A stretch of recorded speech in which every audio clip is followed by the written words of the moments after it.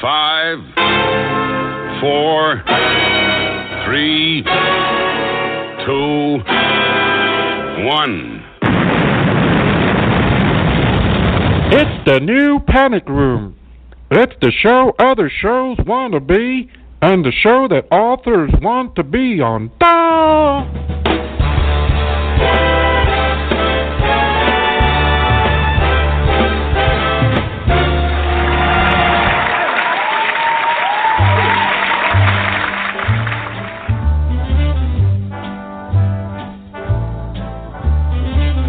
Call me irresponsible, call me unreliable, throw in undependable too.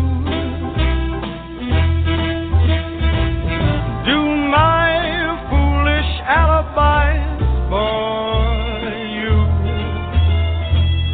Well, I'm not too clever, I just adore you. Call me unpredictable, tell me I'm impractical, rainbows I'm inclined to pursue. Call me irresponsible, yes, I'm unreliable, but it's undeniably true that I'm irresponsibly mad for you. Go on and call me unpredictable, tell me that I'm impractical, rainbows I'm inclined to pursue.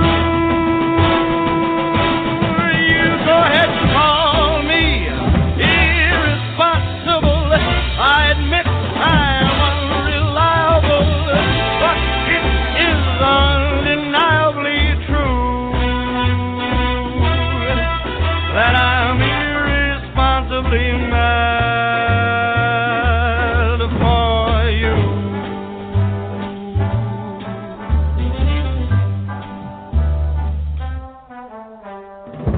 The all-new Panic Room radio show is brought to you by hellboundbooks.com. Well, good evening, one and all, or good evening, one, if our listener is still out there. It is the all-new Panic Room, and it's 9:32, a little bit of Bobby Darin, a big favourite of mine. Call me irresponsible, which I think is becoming my theme tune, to be quite honest, because I don't know what's going on most of the time, but I know it is Thursday, it is 9:30, episode 65, so I know where I am. Thursday is sort of an anchor point for me, Thursdays, and I think we've got a show. There's a good chance of it, and so I petered out a little bit there. So it's been a day. It has been a day, listener, and it would not be the same without. Well, we all know who, don't we? It's the well-oiled in our well-oiled machine. Xtina, how are you this evening? Hello. Oh, I've lost. Hey, I don't. That's not very nice. I was actually listening I think to she's that. opening a bottle of wine. No, do you know that was my? I told you it's been a day. I forgot to press the button. I queued you in, and so she's not answering. I'm not pressed the button, so I'm ever so sorry. And you've always. That must be the first time I've failed to press a button, to be quite honest with you. It is, yes. You've muted me a few times on purpose, but yeah, that was the first time. And I was waiting for the noise and nothing. So. I'm all of a tizzy. I'm all of a tizzy today. It's just been. Do you know the old age? If anything can go wrong, it will go wrong. It's been like that. This has been a really hectic week. It seriously has. It has. And I'm taking tomorrow off. By the way, I am. I'm not doing anything. From what? Shut from up. What? That is not nice. I work hard. So, but no, you work hard from 11 till 11:30. Then you have a lunch break. Then you're back at it at 3 till 3:10, and so it's a big day for you. I know. I'm not gonna comment on that, but I'm up at 5:30 because I've got up to make sure the kid, my eldest, goes to school, and then to be fair, I have a little bit of a snooze for an hour, and then I have to get the other one up to get on her bus, and it's just like, so my day starts too bloody. You go to sleep at night and. The next thing, the alarm's going off. You think, why is my alarm going off at this hour? And you feel like you've been asleep for 5 minutes. And it's just. Yeah, I do. Yeah, and for me, if it's if I'm up before 10 o'clock, something is wrong. You should check on me and figure out why. There's some kind of crazy emergency or something. And then usually I might start doing something about an hour later. And then, of course, you have to have a lunch break. So, but it's funny. I found because my routine is as soon as my youngest is on the bus, so I'm back here. Sort of 8:30. By the time I've got back, got my 9th coffee of the morning to keep me going. Wow. So I'll start writing about 8:30 till noon. But if when this is my pure creative time. That's when anybody tries to contact me, forget it, because I'm just dead to the world. I'm just me and my laptop creating, working on my next novel, folks. So start saving. It's gonna be a doorstop. I can't wait. I really can't.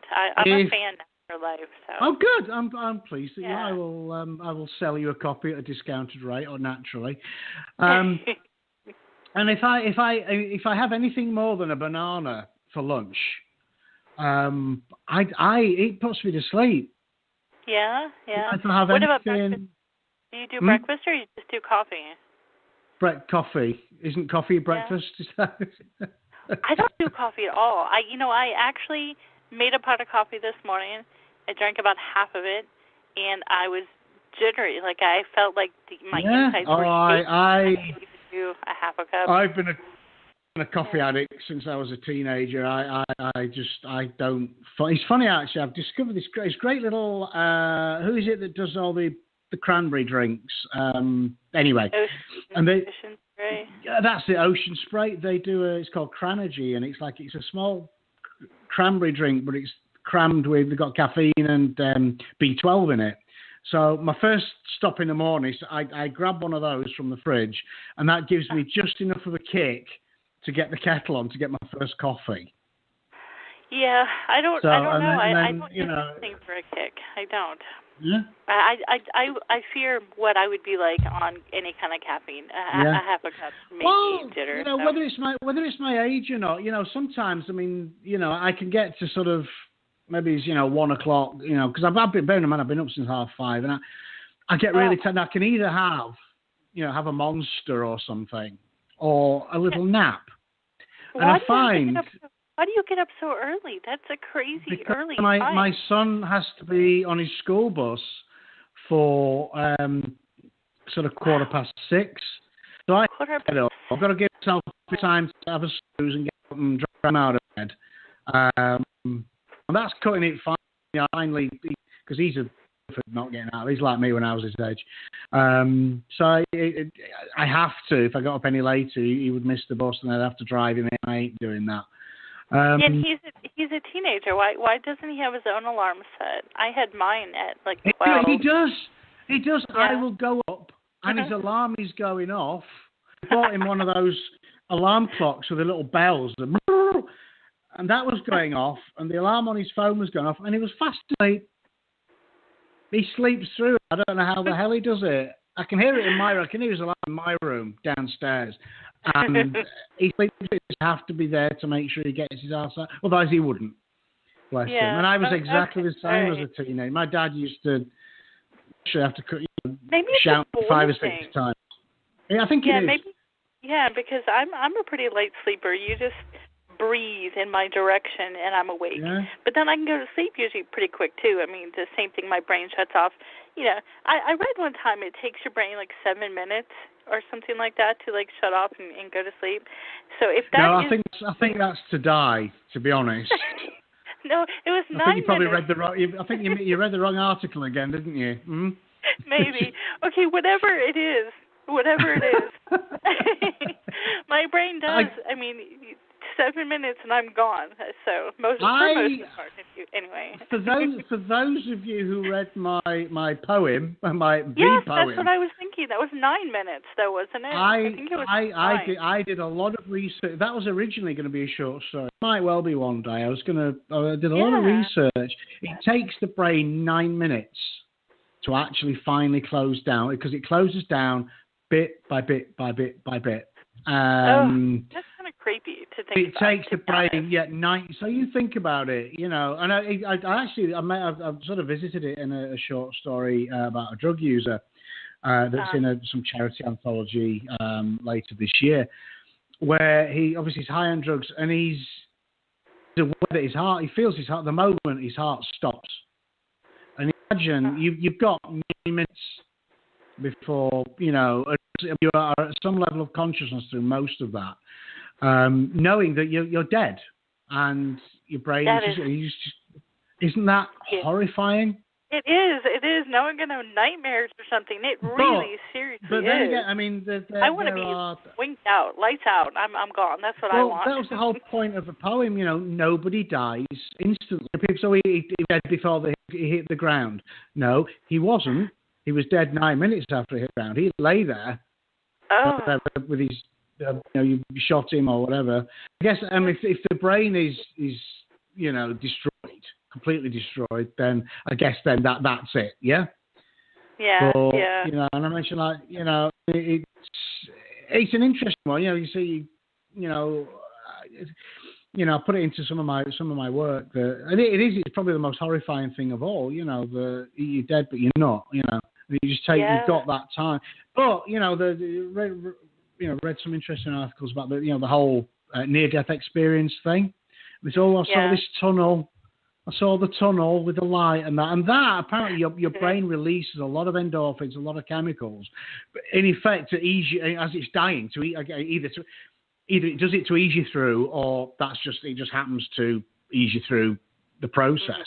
And these people, it's hypothesized that's what is happening. Their brain is actually shutting down and dying, and they hallucinate the tunnels, and because our brains are fundamentally the same structure. They say, everybody sees it. It's got to be God and all the rest. It's got to be heaven.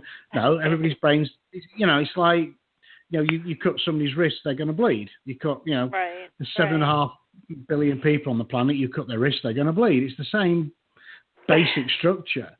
So everybody's going to go through that, and because they come back and I saw my great aunt died. Something I always thought about. They say, you die and you go to heaven and all the people you love are waiting for you. What about the people who are still alive? You have to sit on your cloud and wait for them. Yeah, what is that sleep paralysis thing? Because that's pretty crazy too. That's something completely different. That's you are awake but not. Your body, your brain is in a waking state, but your body is not. Which is why you get that feeling you can't move. I think all of us. I had it many years ago, and I thought I saw. I didn't think I saw ghosts. You know how you get a feeling that something's there. Yes. It's the same feeling you get when you're driving along, and you feel somebody's looking at you, and you look over, and the guy in the next car is looking at you. It's the same feeling that there's just something.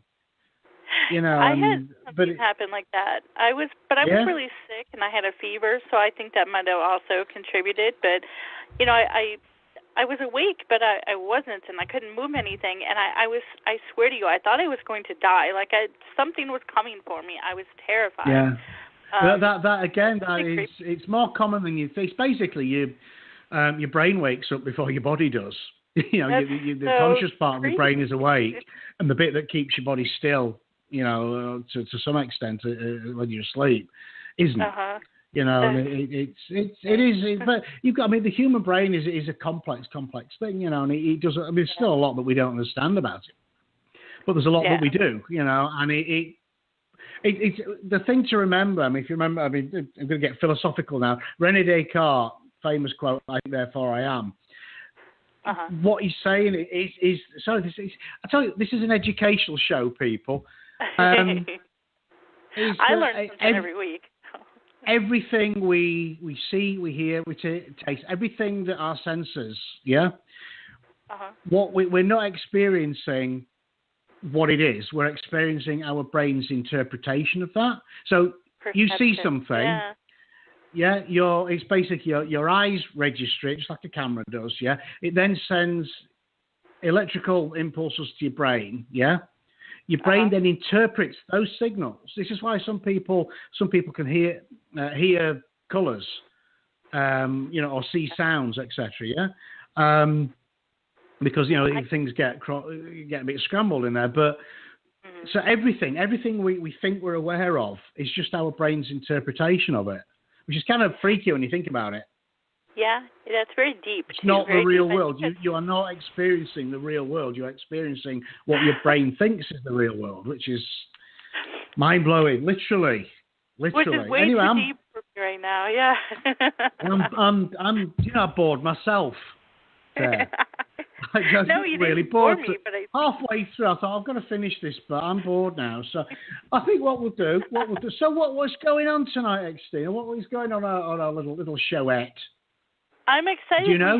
Any idea? Yes, I do know. We have P. Mattern on, and she's one of our favorite guests, and this will be the third time she's on the show, which she should really know better by this time. She does not know better, does she? She doesn't know better, no. Oh, there's bloody fruit flies about. Can't get rid of them. Well, so we've got P all to ourselves tonight, which is fantastic. We do. Hang on. I've got one. Do you know, since living in Texas, I've become incredibly adept at snatching mosquitoes out of thin air. They fly by. And you grab them, and then you squeeze your hand really hard. You open your hand, and they just fly off. And they just look at you like, They've got their little middle finger up, giving you the bird on the way off. You can't. You bastard. Oh, I was really grossed out the other day because my dog snapped up a fly, and he was chewing. God, he was just chewing like a raisin or something. It was so gross. Yeah, our little chihuahua. It's one thing he can snatch blue bottles out of midair. I mean, he's brilliant. It's one thing he's good for, and he will just leap up, and then he's like you say, he'll sit there for ages going. Yeah. Then the legs get stuck in his teeth. And, oh God, I was definitely thinking no puppy kisses for him for a while until I get over that because that was just so gross. Oh, yeah. Well, you do realize they'll sit and lick their bum hole out and then they'll come and give you puppy kisses. Somebody pointed that out, but for some reason the chewy fly, that's what did it for me. The chewy fly. You gotta have standards. You do. Yeah, but butthole is fine. Knob face is good, but not the fly. Not the fly. No. Well, we have a thing with it.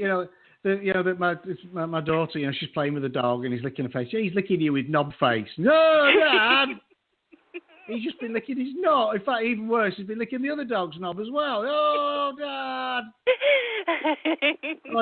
Oh. It's that our little chihuahua is so small. Sometimes if you be sat there, and he's got a habit. He'll stand close to you, so he sort of stand and he bridges your foot, and you can feel his little tassel on your foot, and it's moist. This little moist doggy knob on your foot. It's so you just want to go shower. You just want to go and shower because it's just nasty. Oh, I'm hurting. Wow. Okay. So. I want to talk to P. Should we? We should definitely. Hang on. I'm looking for it. I'm good. Well, I think P deserves a fanfare in. I think so. We're going to go for it. Okay.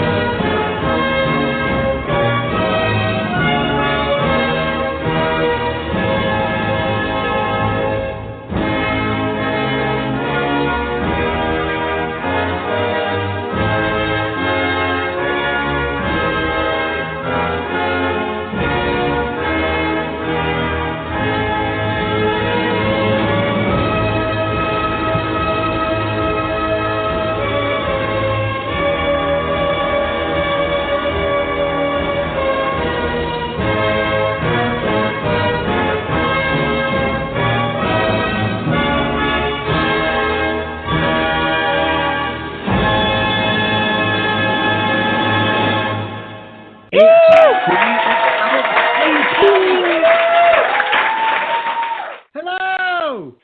Hi. Thank you. I feel extraordinarily welcomed. I know it's the wrong song, but at first I thought you were playing the national anthem. I wasn't sure whether to stand or get on one knee, so I ended up genuflecting. I hope you were standing. I was standing. I really was. Because you great. you are our queen. You are our Queen P, and we love you very, very much. Thank you. You guys are great, but I'll tell you what. After that opening conversation, if I had any doubt at all how far down the crazy hole you guys are, you could have. I mean, philosophically, horror-wise, and everything else, I just adore you for that. Well, there you go. And I like to think, we are an educational show. I mean, you've learned something about the human brain and something about something about little dogs. You know what, James? You're in trouble because that image is going to stick in my mind for the next week. Thank God I don't have a dog. Oh, that image. The one with the doggy tassel. I have to live with that. It was okay till you said it was moist. Moist. Yeah, that is. Yeah, that's the part that did it for me, okay? Now I won't be able to forget it. If I dream about it, I'm calling you first thing in the morning. There is never really a dull moment with our show. We can talk about anything. And I'm pretty sure. Well, that's the fun, James was talking, what James was talking about, there's a video out there, I think it's free on Netflix now, it's called What the Bleep Do We Know Anyway? And they talk about, the whole thing is about that everything is perception. And it's absolutely fascinating because, even when you're looking at one thing, because we concentrate, we're screening out everything else, so it's a mystery. It's a real mystery. Well, the brain has to do that, otherwise you literally have sensory overload, because you think you are bombarded constantly with sounds and smells, and literally all your senses are just being attacked, just everything. Your brain is very smart because it just lets you, it filters out and just lets you deal with what it knows you can deal with. So which is just as well. Otherwise, everyone would be as crazy as us, I think. But I remember it was when I was crazier though. Oh yeah, it was when I was doing my A-level. I think it's my A-level biology back in high school, and that realization. We were talking about sensors in the brain, and all the rest of it, and it just sort of dawned on me that everything we see here, etc., is just our brain, making the best of it. It's like, wow, it's literally a metaphysical mic drop. It's just like, wow. Oh, absolutely. Oh my gosh. But there you go. So how are you? How are you, Pete? So always a delight. Always. Oh, well, thank you. Right back to you. And I'm ecstatic this week. And you guys are right. It's been absolutely mad since Friday the 13th. I mean, this whole week. But some of it is has been wonderful. And I've been super busy, and I'm very excited about everything that's happening, not just around me, but around you guys. And I'm just what's happening around us? For it. Nobody tells me anything. He said, "What's happening, Xtina?" Well, what? I'm excited. She mentioned Friday the 13th, and that's when Beautiful Tragedies released, and that's our dark poetry anthology. And I was so excited, and it's beautiful. And it is beautiful. I'm already having people ask about Volume 2, so if anybody wants to submit to that, they can do that, and that's so exciting for me because it's don't look at me. I peaked. That's it. That's my one poem. That's it now. Although I do have another poem about this man from Nantucket, so I may submit that. Yeah. Poetry's not my thing, but actually, Xtina kind of, and a couple other excellent dark poets that I know, Emery Leanne is one of them, kind of pulled me back into it, as an art form. And, artistry, it's like painting with words. And it also tells a story, too. So there you go. And it's a wonderful, wonderful form of creative expression. I love it. And the cool part about Beautiful Tragedies was that I had so many different kinds of poems, and that was cool. I even had haikus, and so it was exciting to get to read the different kinds because, I only write one kind. That's it for me. I might have something else in there, but I don't know about it yet. I haven't tapped into it yet. So to read the different kinds that there are and how creative people can be, it was such a fun experience. It really was, and so I'm excited to get busy soon on Volume 2. So yay! Yeah, it is an awesome. Did you get any entries that surprised you, Xtina?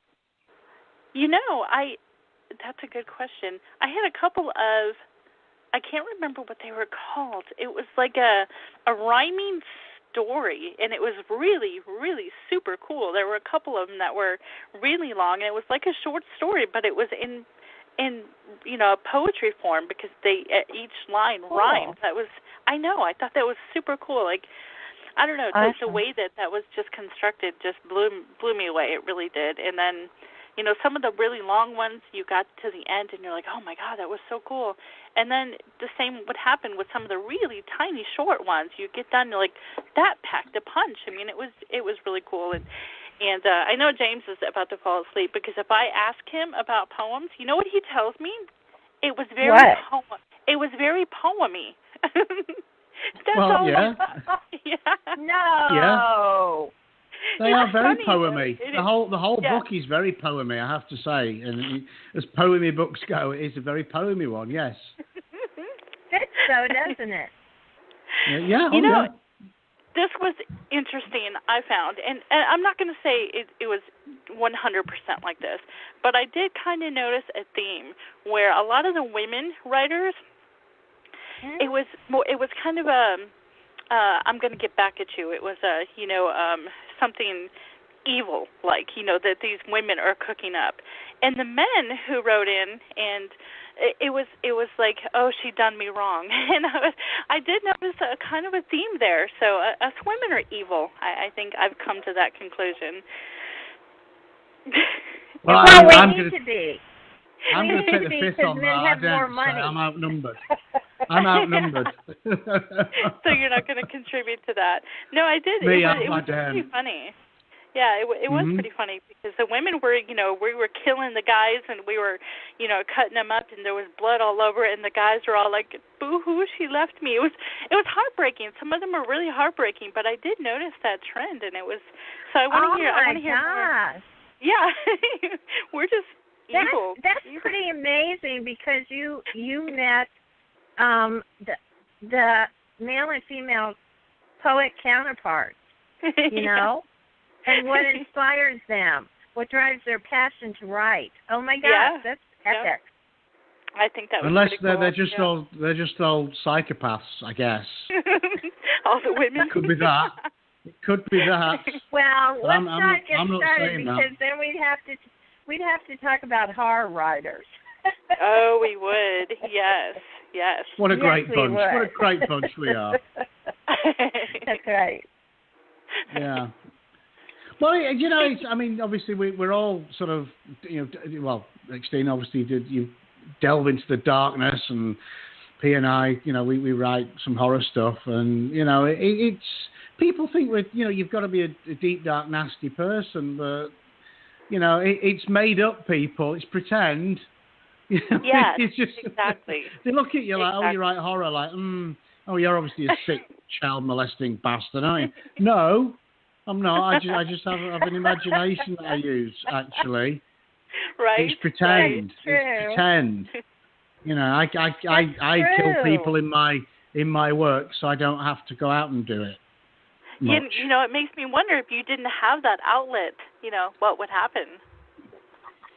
Would you, kill everybody? Yeah, probably. I probably would have killed. It's funny. My very best friend from we've been friends since we were 11. I mean, through wow. Up until fairly recent. Well, we sort of you drift apart because he lives in Ireland. I live here now. He always said that he thought he had like the most likely to.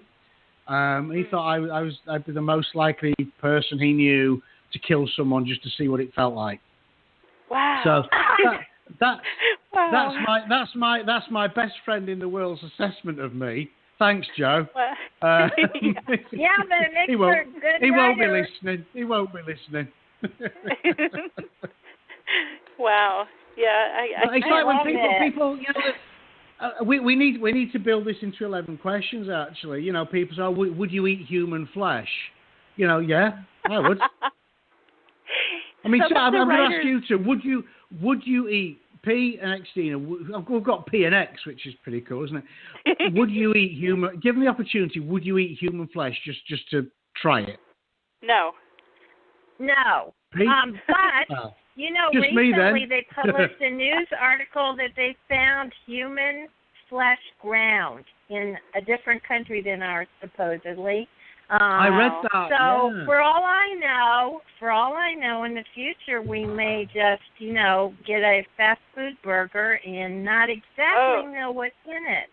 Gross. Well, we don't know what's in them now, to be honest with you. But maybe James. it's just me. I mean, maybe I'm just not because I'm particularly gruesome, but I like to try new experience. Yeah, seriously, new experience. Just like to try new stuff. If I was offered a human steak, yeah, I would tuck in, definitely. Nice. Well, they say it tastes like pork. But one reason I wouldn't is everybody knows the Donner Party story, and how some of that party that got trapped in the Sierra Nevadas ate human flesh, and some survived without eating it. And some of the ones that really got into eating the human flesh, it didn't bode well for their psyches, whether it's a chemical thing, whether it's why we don't know. But some of them, they turned out crazier. The ones that ate, humans turned out crazier as survivors than the ones that actually didn't. I mean, what is it? Is it because they ate the flesh, or was it they ate the flesh because they were just that little bit crazier? I mean, you've got to think the situation they were in. It was a life or death. They thought they spent literally every minute just trying to stay alive. You imagine that. They were freezing to death on the side of a mountain for however long, and they were driven. They had to do that. So that's going to do something to somebody's mind, Absolutely. So it's a whole different set of circumstances there. What I'm saying is if they used to, many years ago, there was we're talking back in Victorian times. There was I forget what it's called now. It was a club, and people like Charles Dickens and some prominent people were members of this club, and they would meet every month and eat something different. They would try rhinoceros, they would try beetles, they would just to eat different exotic animals, and that was their thing. In that, it was like, okay, this week, we're going to eat human. Maybe it's just something that's always fascinated me. But yeah, I'd get me, a bit of mustard on the side and some asparagus spears and tuck in. To be honest, there you go. You just see, me. I've never even tried escargot or there's some things I haven't tried that people actually eat normally. I've had escargot, raw oysters. Frog's legs are particularly nice. You name it. We did. There was a department, like a posh department store back in England, and they do sort of foods from around the world themes. Chocolate covered crickets. They were nice. To be fair, I would eat. I think I could eat anything covered in chocolate, probably. Yeah, I would. Yeah, except even human flesh. Covered in chocolate. No. I don't think so. That sounds really gross. I did know. I bet it's delicious. I bet it's. I'm thinking humans are pretty juicy. Don't we all know that? But it's probably really good in opacity. I'm really not a regular meat person. As far as things like CJD, etc., as long as you avoid the spinal column and the major nerves, you're fine. And obviously the brain. God. You should be fine. Just a nice thigh or rub or ribs would be great. With a bit of ground salt and pepper on there and grilled over a searing flame. I think it'd be fantastic. I want to barbecue stuff now, to be honest. I want to barbecue I think I'll pass. I said something, not someone, to be honest. Okay. Who are you having for dinner tonight, James? I said, who are you having for dinner tonight? Yeah. I'm having one of the neighbours for lunch. They gave me a real Hannibal Lecter kind of feel to it. Exactly, yeah. I need to get a mental note, get some Chianti and some fava beans in, and we're away, aren't we? That's right. That is so classic. Love it. So, moving on from eating people, I've dug myself in a hole there. Yeah, you'll have to play that Purple People Eater song sometime. I used to love that song when I was a kid. Oh, my goodness me, yeah. My mom had this album called The Funky Favorites, and it would start with the Monster Mash. Monster Mash. Right. Yes, I love that song, too. They had so many good songs.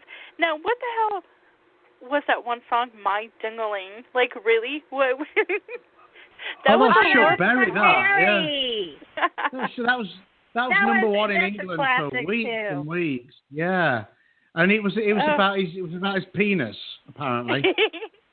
When I was a kid, I had no idea. My Ding-a-Ling. Won't you play with my Ding-a-ling? That is probably the most dirtiest song I've ever heard in my life. Silver bells hanging on a string. I had no clue. Yeah, it was his knob. And we loved it as a kid. We loved it. How did he get away with that back then? I don't understand. It was the 70s. They got away with all sorts of things, and now they wouldn't allow it. But then again, to be fair, listen, my daughter will say, I've got this, she put a song on, it's some rap song. And it's motherfucking this and fucking bitches and fucking fuck my... Excuse me? Yeah. So what? My Ding-a-ling is kind of, it's not as bad, but it's still... That's kids' party music now, isn't it? My Ding-a-ling. And even, the Prodigy Smack Me Bitch Up, that's kids' music nowadays. And it's just like, some of the stuff is, I just sit there, it's like, what? Seriously? Yeah. It's just, I think it's like, we had this conversation before about horror writing. Some horror writers will just do gore and nastiness for the sake of it.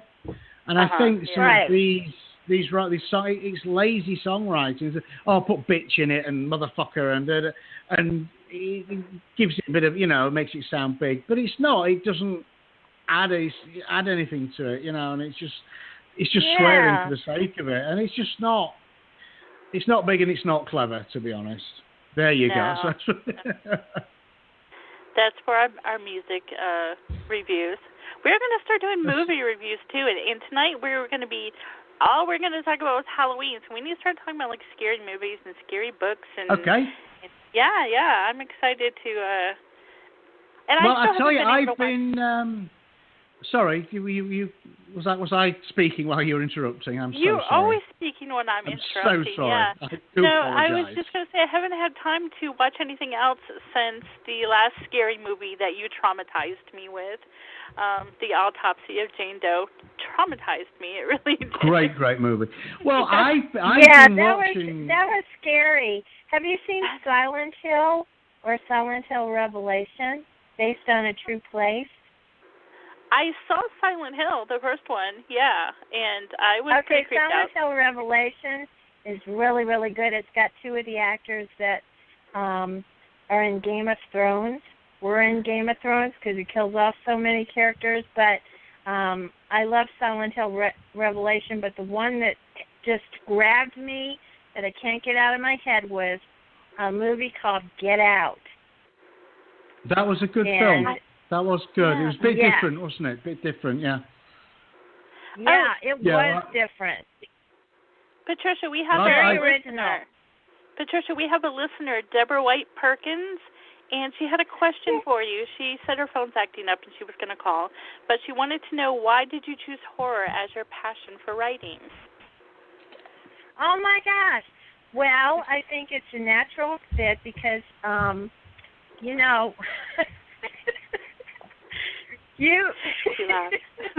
when my children were at my knee, right, and I'm telling them about life, and my youngest son reminded me of this just the other day. I said, well, life is kind of like a fun house, only a lot of it is not that fun, and things and events jump out at you all the time and scare the loving bejesus out of you. That's pretty good, and actually. Yeah. That's kind of my philosophy, and I think it fits. And I just completed a short story for an anthology entitled Fun House. Ooh. But, it has a lot of, I think it's, life is, let me see. We're here, and we do have a purpose, I believe that. But, actually life is a zero-sum game. So no matter what you achieve, guess what? It's going to be over one day. So it's kind of a mystery, and it's kind of, in my horror, there are a lot of themes of futility, like and I think it's a great theme. Stephen King uses it a ton, H.P. Lovecraft, Alfred Hitchcock, James Longmore. I've heard of him. I'm told he's good. I have to say this, and I think I've mentioned before, but when I was reading Tenebrian, I was so close to the end. I must have been maybe 5% to the end, and I remember thinking, is it too much to ask for happily ever after now? It is. It didn't happen. Life's not like that. Life is not like that, I'm afraid. No, and you know what? It would ruin horror to have it like that. I mean, sometimes when people survive, it's a big disappointment to me. You know what? You know what it makes me think of? Remember the first Stephen King's The Mist? At the end. Oh God. The end. Oh, yeah. Oh my God! It was just, and I thought, oh, that's perfect. Do you know what I mean? Yeah. Perfect that he gives up and murders his whole family. And it's funny with all the creatures and the death and all the nasty things going on. That is what sticks with you. Yes. That particular event, that one event sticks with you, and that's just like. Oh. Well, I remember. I mean, I've seen that movie a few times. It's like it never fails. It's just like, wow, you can imagine yourself. Yeah. Right. Yeah, and wow. That's what I think horror more than any other genre makes our heart beat faster, releases more chemicals, gets us where we live. Explores our fears from inside out. I think except porn, obviously. Only James, yeah.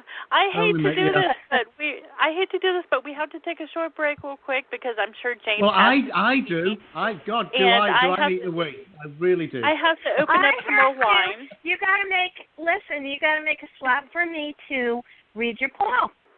Oh, we will do that. Yeah, we're gonna take a quick break and play a song, and then we'll be right back. So don't go anywhere. Nobody go anywhere.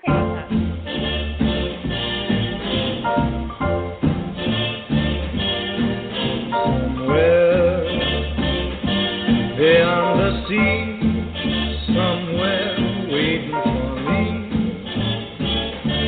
my lover stands on golden sand and watches the ships that go sailing.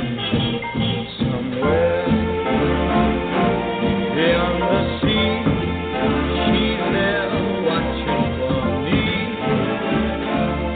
I could fly like birds on high, then straight to her arms I'd go sailing. It's far beyond the star, it's near beyond the moon. I know beyond a doubt my heart will lead me there soon. Beyond the shore, we'll kiss just as before. Happy we'll be beyond the sea, and never again I'll go sailing.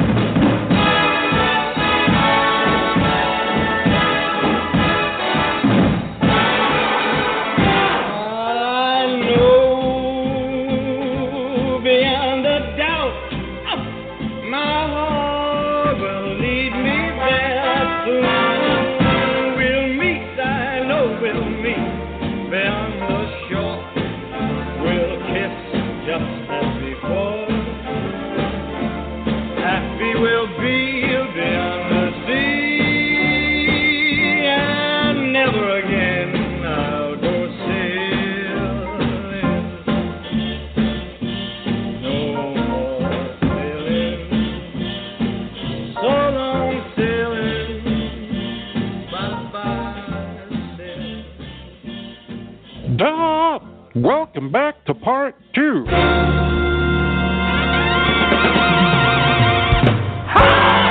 Welcome back to part 2. Indeed. Are we there, ladies? I am, yes. With fresh wine. I just had a right big wee. That was great. I enjoyed that. Thanks for sharing. I'll play the recording of it if you want. Here we go. Oh, God.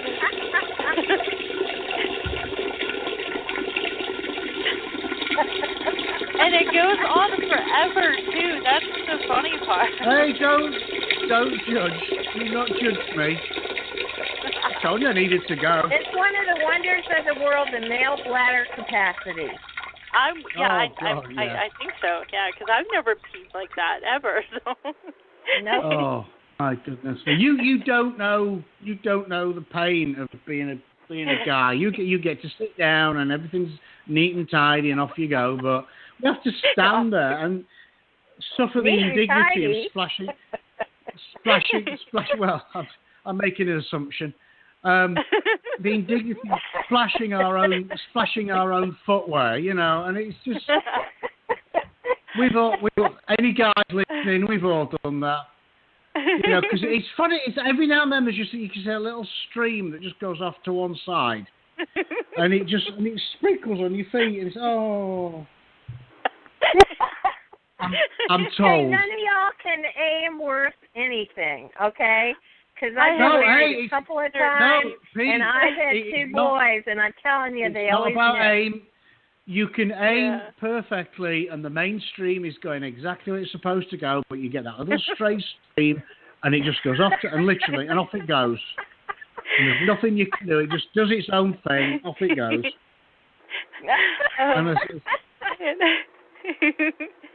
I have a 13-year-old son, so it's just. You're welcome. Yeah. Like I say, this show, we aim to educate. We do aim to educate. So, there you go. Learn something every week, everybody. People do. Yeah, they do.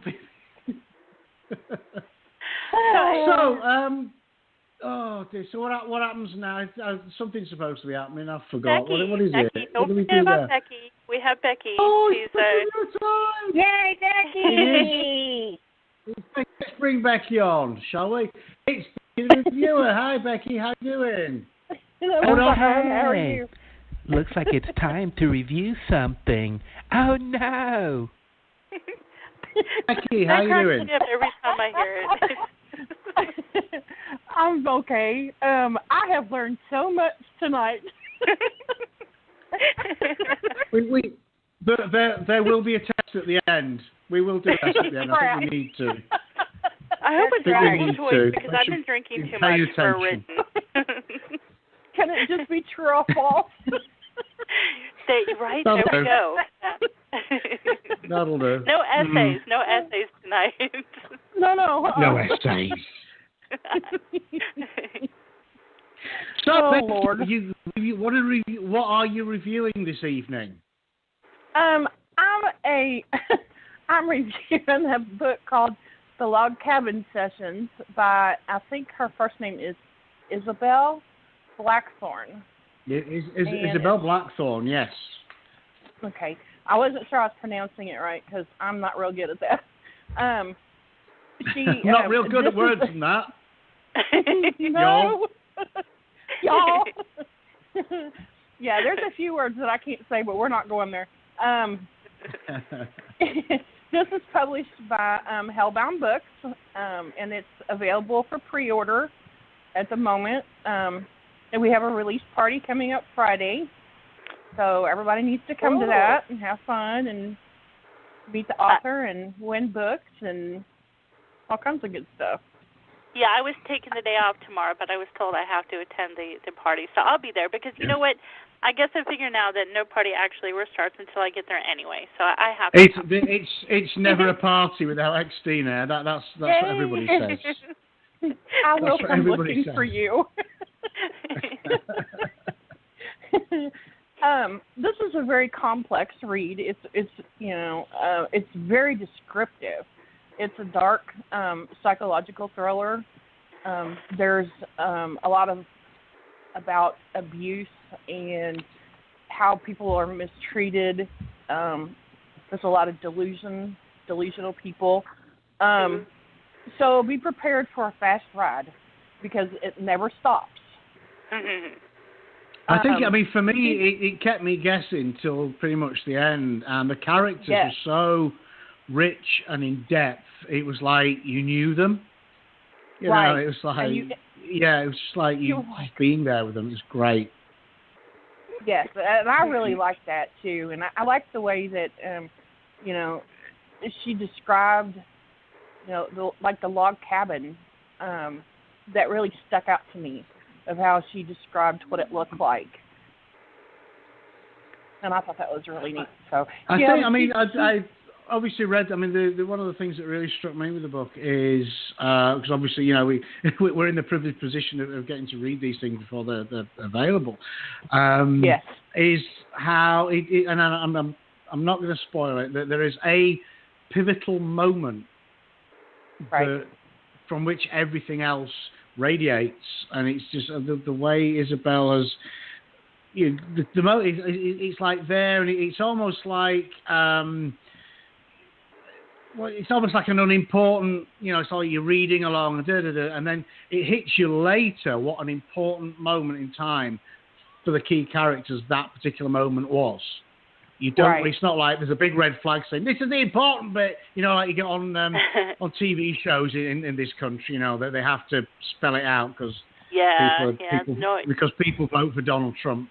But this, and it's literally you're a little bit further down the line, and you just realise that I now get everything. A lot of the stuff that's come before and that goes on after is all centred on this moment, and that is brilliant writing. Brilliant yes, it was writing. very, so if you're very listening, subtle. Isabel, we love you. It is. It's incredibly well done. Incredibly well done. Very subtle, and it did me too. I was like, oh, whoa. I would definitely I'll have to get in contact with her and try to get her on the show. We definitely have to pick her brain about this. Or at least she needs to be, and again, judging by going on our last conversation, this is an ill-advised choice of words. She needs to be grilled, about her motives, or she'll just be grilled. I mean, one of the two for this show. We could be the first radio show to eat a person on live on air. That'd be fantastic. I would like to talk about my favorite barbecue. I feel like in the mood for barbecue now. I want to talk about my favorite barbecue sauce or something. I think I'm going to call in sick that day. It's smart, very smart. Look, Becky. So, what was the name of the book again? The Log Cabin Sessions.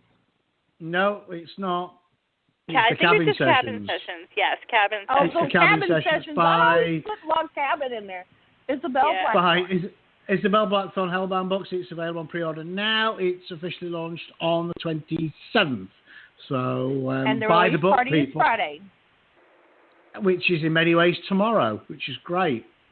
I can't believe it's Friday already. That's scary, isn't it? I know. So, hey, we P is itching to do some reading, so we have to say bye-bye, Becky. But keep listening, so you can listen to the. I think I'm going to read something, so hopefully it's not too many big words. So well, I'll try. We will speak to you next week. Thank you, Becky. Right. Okay, thank you, Becky. Speak to you later. Bye-bye. All right, bye. So, P, what are we reading?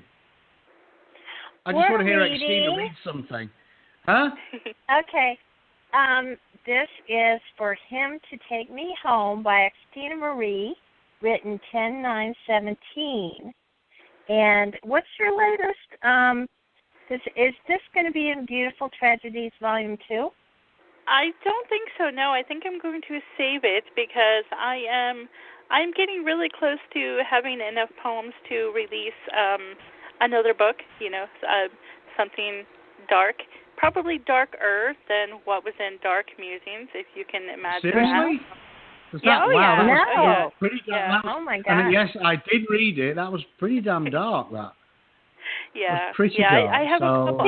She's like the queen of dark poetry. I just love her. She is. And how? And Xtina, on a scale of 1 to 10, how poemy is it? That's not a fair question. It's very poemy, but how dark is it? That is the question there. How dark? And on a scale of 1 to 10, yeah.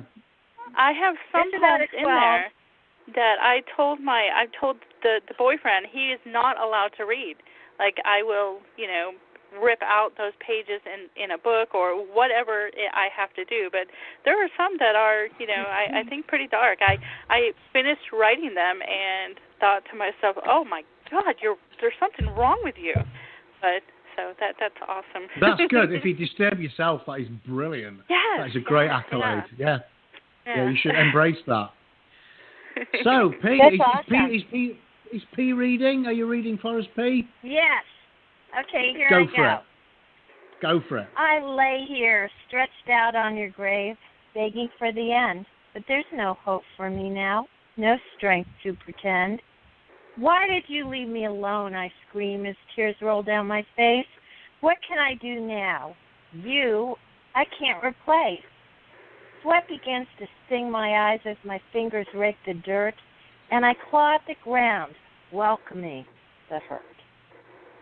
I spit curses at a God that I've begun to despise, and I'll no longer pray forgiveness to what I can't see with my own eyes. Warm blood stains my white skirt. Self-inflicted wounds, I guess. A small smile forms on my lips because I take joy in the mess. What once was pretty inside me has turned my heart pitch black, and I scream again my sorrows, begging you'll come back. But the skies are turning dark now, the cold wind's drawing near, and I bid the demon closer that I've not sense enough to fear. My throat burns as I plead for him to take me home, because I know you hate it that you left me alone.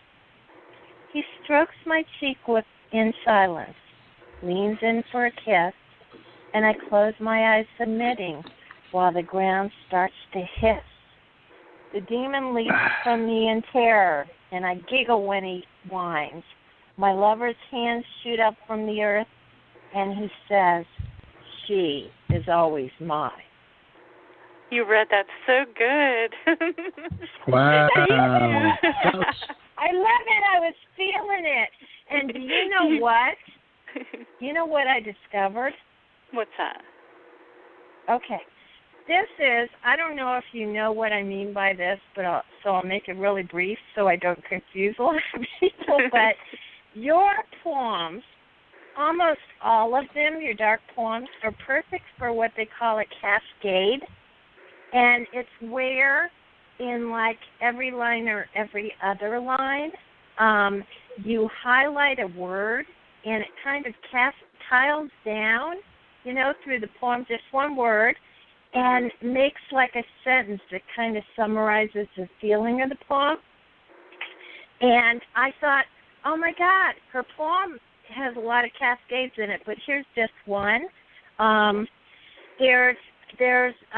took one word from lines, and like I said, it looks like a waterfall when you pick out these words and, put them in a different color or something. But the sentence I got was, "I hope you see you are always mine." And that's from lines 1, 2, 3, 8, 12, 13, and 20. Wow. Isn't that cool? That is. It's like a poem within a poem. That's pretty deep. I don't think that. Yes, I don't think I had anything deep. to do with that. Yeah. No, that was just an accident. Before no, she's inspired. Like these just come to her. Well, and I will say delighted that to discover. I will say that I have a weird formula when I'm writing a lot of these poems, and I have a certain amount of stanzas that I do, and it's like I'm building this story, and I have a certain amount of stanzas to create it. So once I get to like 6, 7, and 8, I kind of know where it's going. But it is weird because there's so many times that I will start one and that this is what it's going to be. I'm going to do this, and then it turns out to be something completely different. And I'm sitting here going, did I even really write that, or who wrote that? Because that's not where I was going with that. And it's really cool how that happens. Yes, it is. But so I love your poetry. I guess it shows. I'm a fangirl. So, excellent. Well, speaking of love fangirls, I was reading your shall we do story. Hang on.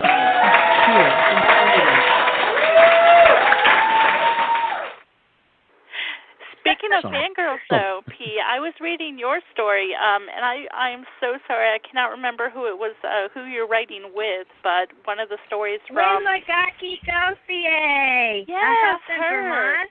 That was a great story. I had so much fun reading that. Oh, my God, that story. I love that story. She inspired it, too, because she and her husband had to... he was switching jobs. They had to find a farmhouse in Vermont, right? And they went up there looking and had such unusual, kind of macabre experiences. And she was relating, and I said, oh, my God, that's so good. You got to write a story. And we ended up writing a story together. Who knew? So I am just thrilled. Hauntings are probably the scariest thing for me to read are hauntings, and I will say that when I got to the end and I read that, the very end, I had chills. I did. I was like, oh my God, I'm disturbed now. It was great. I am so excited. Oh my gosh, thank you. You know why? Because the ending, when you write your poems, you don't know exactly how they're going to end, and I didn't know how A House in Vermont was going to end, and it got me out of bed just one night. Just that whole ending part got me out of bed, and that's what it was. It was great. It really was. I could definitely see that as more than just a short story, too. I really, the characters were very well developed. And a lot of times I notice, a lot of times I notice with the short stories I read that even if they're amazing, even if the writing is, but sometimes the characters are just not as fleshed out as I would like them to be, because I want to care about the characters. That's what does it for me. Sure. And I had to say that they were, amazing characters as well. You felt thank you. Yeah. Well, Lynn's forgiven me because you noticed she's the main character in this horrible story.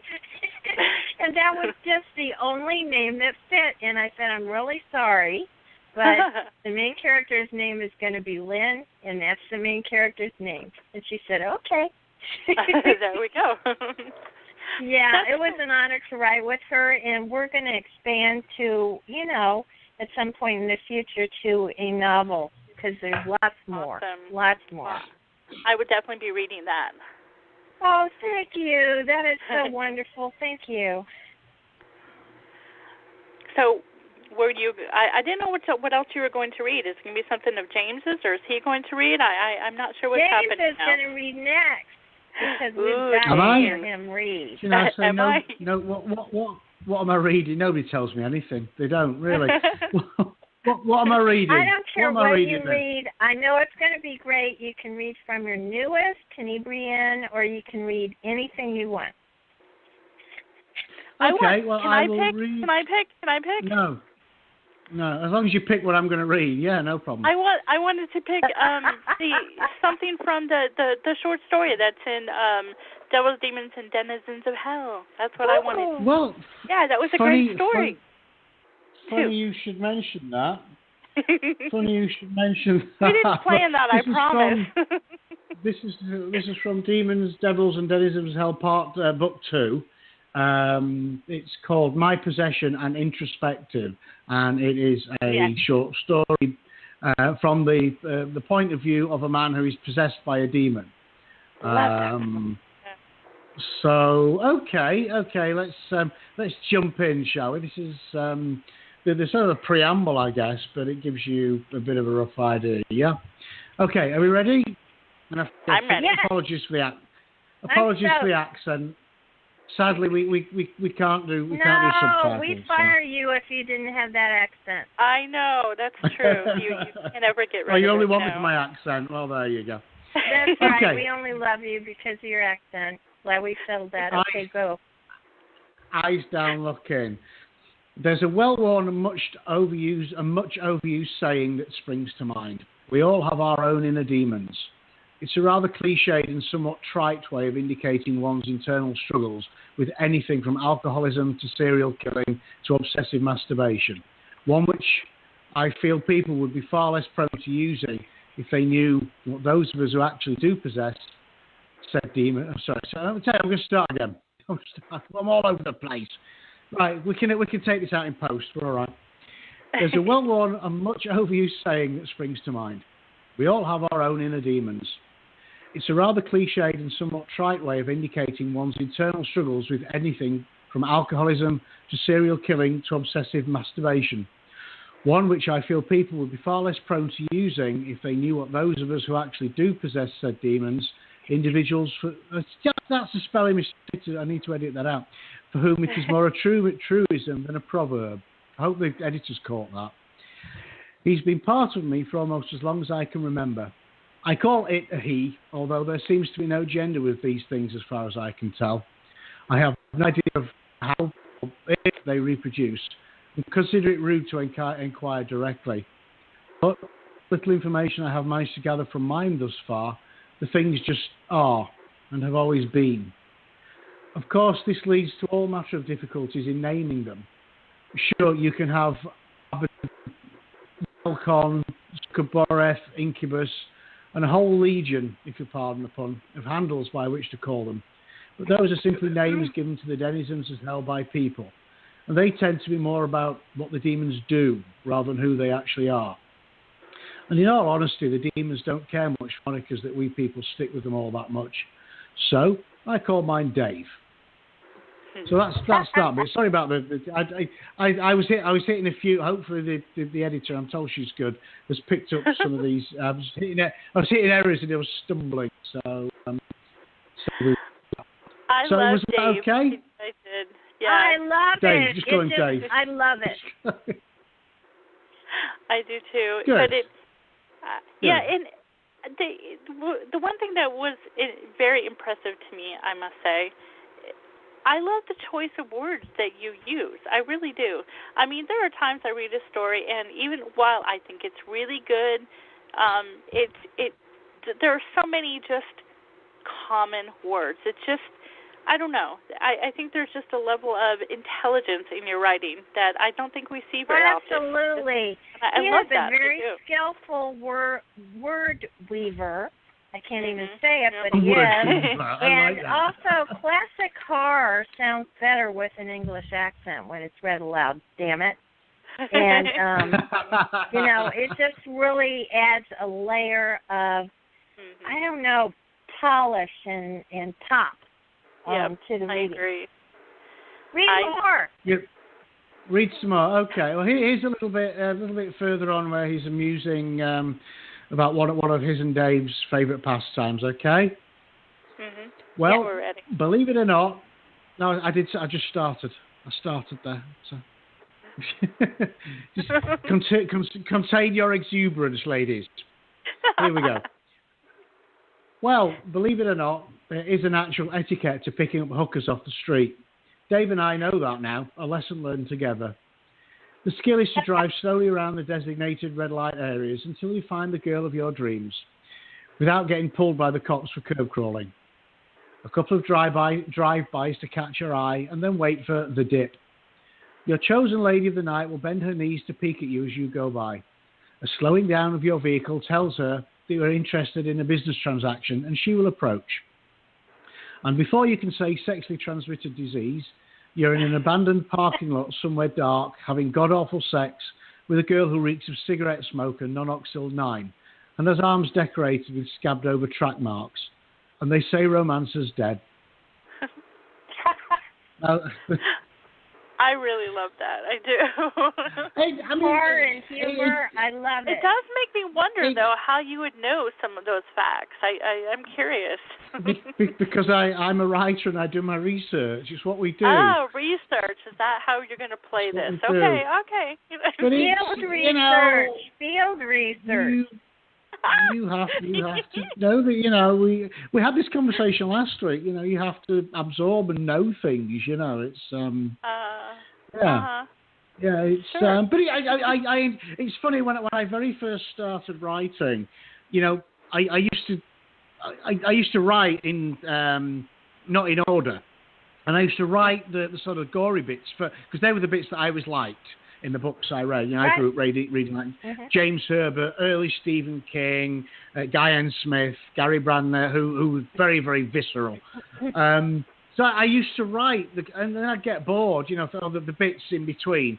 Now, it's the bits in between that get me. I love those bits that it's not gory, but it's telling the story, but it's just that, the characters. And I enjoy writing the gore and the sex scenes and all the rest of it, those bits. But I love these bits, because that's what weaves the story for me. The horror is something that happens. But I think, the better you weave the story, and like you say, you throw in a bit of humor and, you pull the reader along. And then when the horror comes, then it's like a kick in the balls, it's like, whoa, it just makes it, it's extremes, you've got your extreme, you've got your fun and your almost comfortable bit, and then boom, and I find it makes it more impactful. So you find a lot of humor stuff. When you draw the reader in with that comfortable part, then they get knocked further when you twist it. It's more of an impact, like you said. Yeah, which is it's like when we said before, but again, I'm not going to name names. I know there's some writers who literally, I guess, do what I was doing as a youth. They're just writing the gory bits, and it's just gore, nasty sex scene, rape, gore, and you just get you become numb to it. You're reading, oh Christ, not another disembowel for fuck's sake. It all becomes white noise to me. I can't get into a story like that. It's so much gore, it's no gore. It doesn't work. Yeah. And there's some very popular writers of horror that do just that. And I'm like, okay, good for you, but, that to me is not skillful. Yeah. I mean, we had this conversation with Rath James White a good while ago. He's one of my favourite Bizarro horror writers, and he was saying that there's the likes of there's himself, there's Edward Lee, there's some Ketchum, good traditional bizarro writers who, the gore is gory, but they can weave a good story around it. It's not just gore. I read one, and I can't remember what it was called now, and it was just, they cut this guy's penis off, and he was chasing them down the street, and it was like, and then it was just, nasty, nasty, nasty. And it was like, you could have made it funny, it could have been dark, it could have been fun, but it wasn't. It was just nasty, nasty, nasty. And I was just like, no. And I only read it because I bought it, and we've had that conversation as well. It's funny that you say that, because especially, I keep going back to Tenebrium because that's what I read of yours last. But there were so many moments that you're thinking, oh, this is it. This is the moment where shit's gonna hit the fan, and then it gets really thick, and you're gripping the edge or whatever, and then it's nothing. And so it builds you up, and then you're like, oh, okay, I can breathe again. And I love that because it did. You didn't just go in for the gory stuff and keep it going. There was definitely a progression, and I think we need that as horror, readers of horror. We do need that. If we just all it is blood and guts through the whole thing. You're right. It does become a little, I don't know, overkill or weird. Exactly. Yeah, too much. Mm-hmm. Well-drawn characters, though, too, because in everything I've read of James Longmore's, he, you get to care about the characters, and sometimes bad things happen to them, and then it makes the story better for me. Yeah. Well, see, that's what I was thinking.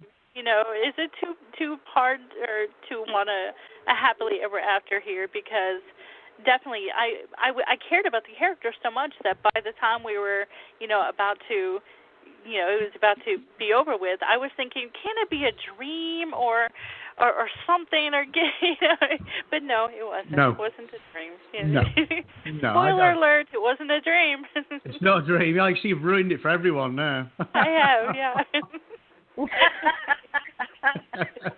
But read it was really good. It still works.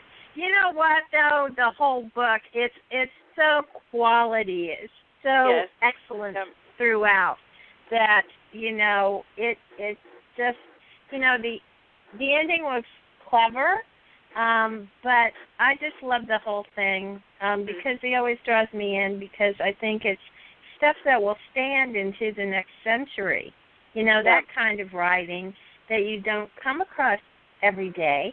No. And that not everybody is meant to write, okay? Yeah. Like you loved my story, but I'm not a classic horror writer. Not really. I think I'm a good one, but my purpose is entertainment, and some horror writing goes beyond that, and I'm not comparing the two, that one is better than the other, but each is for, kind of on a slightly different trajectory in the same genre.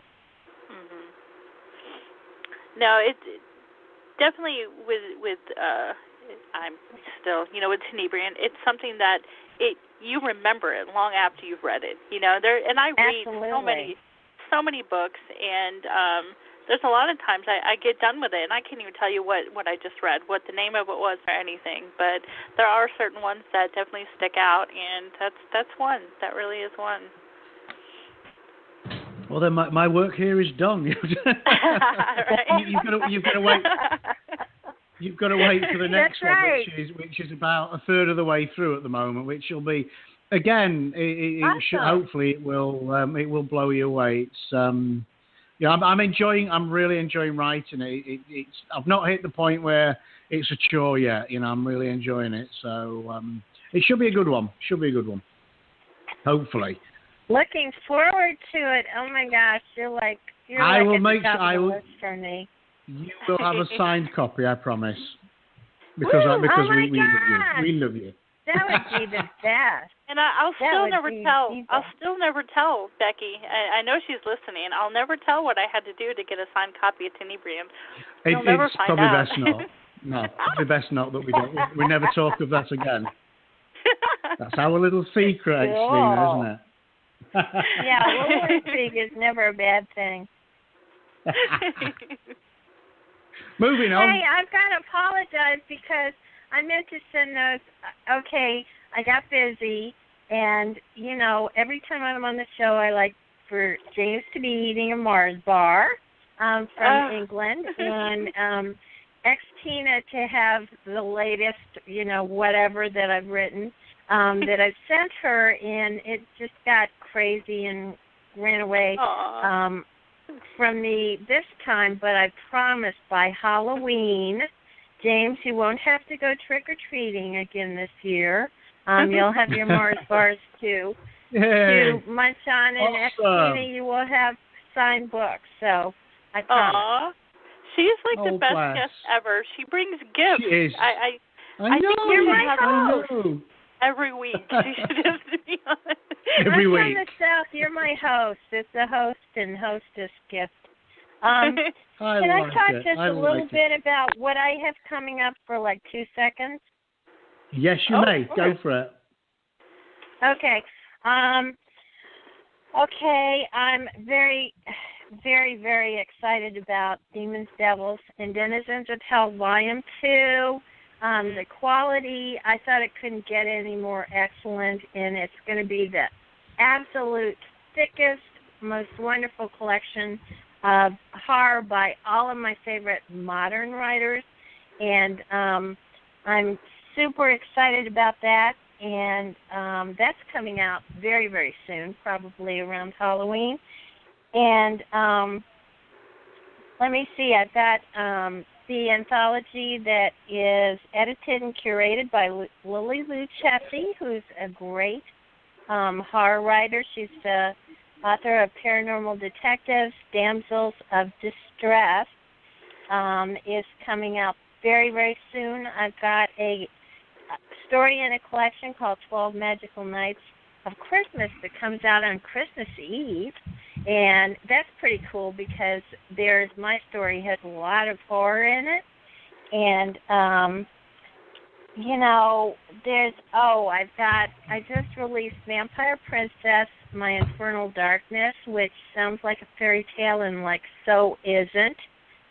It's got a lot of creepiness, horror, torture, maiming, and other things that my horror stories are famous for. So I thought it was a good combination of something that should, you know, you might think would be paranormal romance and just takes it a step beyond. And I really enjoyed writing that. Pretty soon, Vampire, and on a previous show I read an excerpt from Vampire Orphanage, which is a novel of mine that's been in edits that's coming out very, very soon. And I'm absolutely thrilled that it's, you know, finally arriving, and that's a very original take, too. On vampires, I'm always drawn to the vampire genre because that whole thing about, you know, sex and venom and blood and, you know, eternal life, I mean, you just can't get past that. You know, even as a trope, there's so many different directions to take that in, so that's one of my favorites. But anyway, I think that's going to be, there's one more anthology coming out that my youngest son, Marcus Mattern, has the cover story too, and it's called Secret Santa, and it has not a whole hell of a lot to do with Christmas. Awesome. It's about what I love about it is that he works for like a corporation, and they had what gave him the idea for the story was Secret Santa was they had them all trained in case the shooter came in, you know, like a disgruntled employee kind of, you know, person, and started a rampage. So that's what his story is about. And my story in it is called Funhouse, which I talked about before. So I'm really, really excited about that coming out, and it's you know, it's going to be here soon. So lots of different, you know, projects and stuff that I'm like absolutely thrilled to. You are so be involved busy. in. You're so busy. I know. I'm a busy girl, dude. I know. Wow. Yeah. Thanks for letting me talk about that. You're putting us to shame. You really are. I know. I feel like a slacker now. I kind of do. Yeah, but you were me mentioning the Damsels of Distress, and we are anthology buddies now too, because I have a poem. I did a poem from that. So I'm excited. I'm so honored and thrilled. I am so honored and thrilled. I am too. We are almost out of time. It's flown by tonight, and that's awful because we had such a great time. We did. I love it when Pete comes on the show. This was such a good party. Thank you. I usually ask people to tell us where we can find you online, but we have your links up on the Facebook page of the Panic Room. Yay. So if anybody wants to stalk P, they can go there and find all her stalk links. Stalk me. Yeah, definitely, and I'm just thrilled that we could have you for the whole show, and we're going to have to do it again. Yes, we are. Next week will be great. Right? Thank you so much, Pete. Thank you. I just loved it and loved hearing all the excerpts and I want to tell you my favorite Halloween joke. Okay, why can't ghosts have babies? Why? Go on.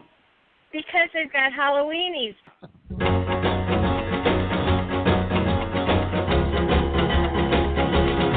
Well, you can talk about your Julie and your Peggy Sue. You can keep your Miss Molly and your Mary Lou. But when it comes to the chicken or the doing the bop, I got a girl they call the Queen of the Hop. Well, I love my queen. Do you know who I mean? Pretty little 16. Yeah, that's my queen. With some red shorts and a rock and roll shoes. You ought to see her dance to the Yellow Dog Blues.